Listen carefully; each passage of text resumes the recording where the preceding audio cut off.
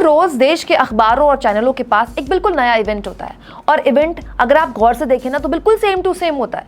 ऐसा लगता है जैसे स्क्रिप्ट कहीं ऊपर से लिखकर सब में बांट दी गई हो।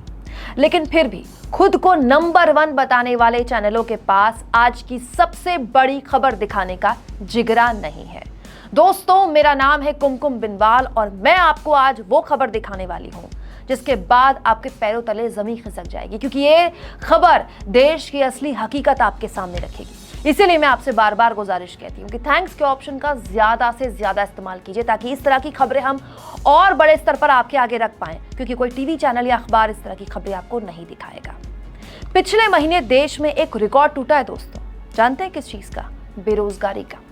देश में अगस्त महीने में बेरोजगारी दर 8.3 यानी कि 8.3% पहुंच गई है।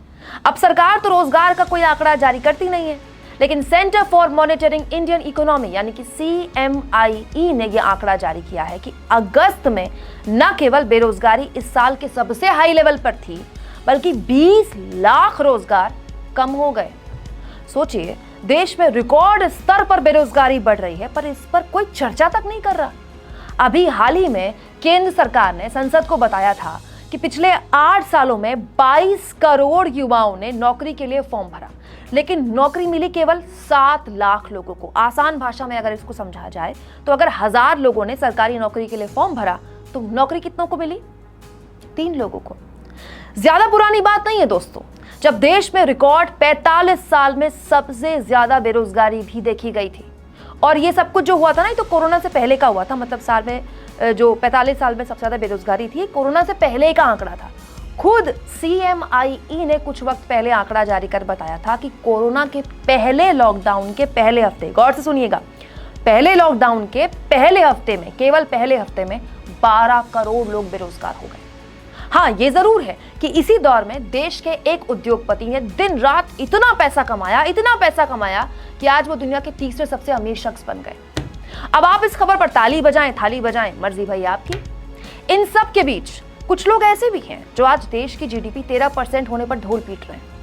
ऐसे लोगों से मेरा सवाल है कि ऐसी GDP के आंकड़े का क्या करेंगे आप, जब देश में साल की सबसे ज्यादा बेकारी युवाओं को मायूसी के अलावा कुछ नहीं दे रही है। CMIE ने हाल में बताया था कि पिछले 5 साल में नौकरी न मिल पाने से निराश होकर 45 करोड़ लोगों ने नौकरी की तलाश ही छोड़ दी है। मतलब नाउम्मीद हो गए लोग इस कदर कि उन्होंने नौकरी ढूंढनी छोड़ दी। उनको पता मिलनी तो है नहीं। क्या आपने कभी सोचा है कि ये निराश लोग क्या करते होंगे? NCRB यानी नेशनल क्राइम रिकॉर्ड ब्यूरो के ताजा आंकड़ों के मुताबिक साल 2021 में 12,055 कारोबारियों और 10,881 किसानों ने सुसाइड कर लिया।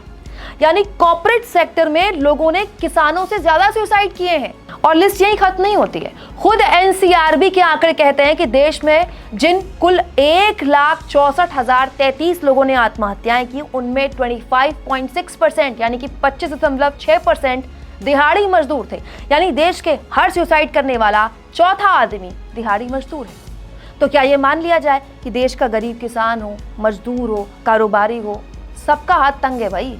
लेकिन फिर भी इन आंकड़ों पर ना तो कोई हल्ला बोलेगा, ना कोई हुंकार भरेगा, ना कोई आर पार करेगा और ना कोई ब्लैक एंड व्हाइट करेगा। क्यों? क्योंकि देश की इस तस्वीर में काले रंग के अलावा, ब्लैक के अलावा कुछ नहीं है। आप इस मुद्दे पर क्या सोचते हैं? लिखिएगा जरूर। और फिर कहती हूं, इस तरह की खबरें केवल हम ही आपको दिखा सकते हैं, क्योंकि हम अपने खर्चों के लिए ना ही किसी उद्योगपति और ना ही किसी राजनीतिक दल के मोहताज हैं। हमारी ताकत आप है। थैंक्स के ऑप्शन का ज्यादा से ज्यादा इस्तेमाल कीजिए, ताकि देश की असली हकीकत आपके सामने हम यूं ही रखते रहें।